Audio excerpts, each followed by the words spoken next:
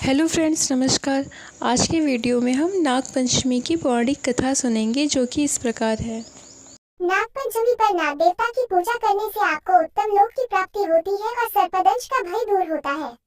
नाग पंचमी का व्रत जो लोग करते हैं उनके लिए नाग पंचमी की व्रत कथा का पाठ करना अनिवार्य होता है। मान्यता है कि नाग पंचमी के दिन भविष्य पुराण में बताई गई इस कथा का पाठ करने से आपको इस लोक में उत्तम फल की प्राप्ति होती है और आपके कुल में सर्पदंश से किसी की मृत्यु नहीं होती। देखिए व्रत कथा विस्तार से। सुमंतु मुनि बोले, राजन, अब मैं पंचमी पर्व का वर्णन करता हूँ। पंचमी तिथि नागों को अत्यंत प्रिय है और उन्हें आनंद देने वाली है। इस दिन नागलोक में विशिष्ट उत्सव होता है। पंचमी तिथि को जो व्यक्ति नागों को दूध से स्नान कराता है, उसके कुल में वासुकी, तक्षक, कालिया, मणिभद्र, ऐरावत, धृतराष्ट्र, कर्कोटक तथा धनंजय ये सभी बड़े बड़े नाग अभय दान देते हैं। उसके कुल में सर्प का भय नहीं रहता। एक बार माता के शाप से नागलोक जलने लग गए थे, इसलिए उस दाह की व्यथा को दूर करने के लिए पंचमी को गाय के दूध से नागों को आज भी लोग स्नान कराते हैं। इससे सर्प भय नहीं रहता। राजा ने पूछा, महाराज, नागमाता ने नागों को क्यों शाप दिया था और फिर वे कैसे बच गए? इसका आप विस्तार पूर्वक वर्णन करें। सुमंतु मुनि ने कहा, एक बार राक्षसों और देवताओं ने मिलकर समुद्र मंथन किया। उस समय समुद्र से अतिशय श्वेत उत्क्षेपा नाम का एक अश्व निकला। उसे देखकर नागमाता कद्रू ने अपनी सौतविनता से कहा कि देखो, यह अश्व श्वेत वर्ण का है, परंतु इसके बाल काले दिख पड़ते हैं। तब विनता ने कहा, न तो यह अश्व न तो श्वेत है, न काला और न लाल। ये सुनकर कद्रू ने कहा, मेरे साथ शर्त करो कि यदि मैं इस अश्व के बालों को कृष्ण वर्ण का दिखा दूं तो तुम मेरी दासी हो जाओगी, और यदि नहीं दिखा सके तो मैं तुम्हारी दासी हो जाऊंगी। विनता ने ये शर्त स्वीकार कर ली। दोनों क्रोध करती हुई अपने अपने स्थान को चली गयी। कद्रू ने अपने पुत्र नारगों को बुलाकर सब वृतांत उन्हें सुना दिया और कहा कि पुत्रों, तुम अश्व के बाल के समान सूक्ष्म होकर उसके शरीर में लिप जाओ, जिससे ये कृष्ण वर्ण का दिखाई देने लगे, ताकि मैं अपनी सौतविनता को जीतकर उसको अपनी दासी बना सकूं। माता के इस वचन को सुनकर नागों ने कहा, माँ, ये छल तो हम लोग नहीं करेंगे, चाहे तुम्हारी जीत हो या हार। छल से जीतना बहुत बड़ा अधर्म है। पुत्रों का ये वचन सुनकर कद्रू ने कहा, तुम लोग मेरी आज्ञा नहीं मानते हो, इसलिए मैं तुम्हें शाप देती हूँ कि पांडवों के वंश में उत्पन्न राजा जन्मेजय जब सर्प सत्र करेंगे, तब उस यज्ञ में तुम सभी अग्नि में जल जाओगे। इतना कहकर कद्रू चुप हो गई। नागदल माता का शाप सुनकर बहुत घबराए और वासुकी को साथ में लेकर ब्रह्मा जी के पास पहुँचे तथा ब्रह्मा जी को अपना सारा वृतांत सुनाया। इस पर ब्रह्मा जी ने कहा कि वासुके, चिंता मत करो, मेरी बात सुनो। यायावर वंश में बहुत बड़ा तपस्वी चरत्कारु नाम वाली बहन का विवाह कर देना और वह जो भी कहे उसका वचन स्वीकार करना। उसे आस्तिक नाम का विख्यात पुत्र उत्पन्न होगा। वह जन्मेजय के सर्पयज्ञ को रोकेगा और तुम लोगों को रक्षा करेगा।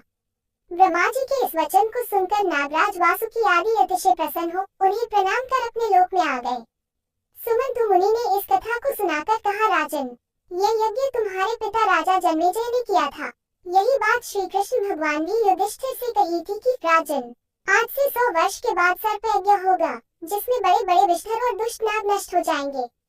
करोड़ों नाग जब अग्नि में दग्ध होने लगेंगे, तब आस्तिक नामक ब्राह्मण सर्प यज्ञ रोककर नागों की रक्षा करेगा।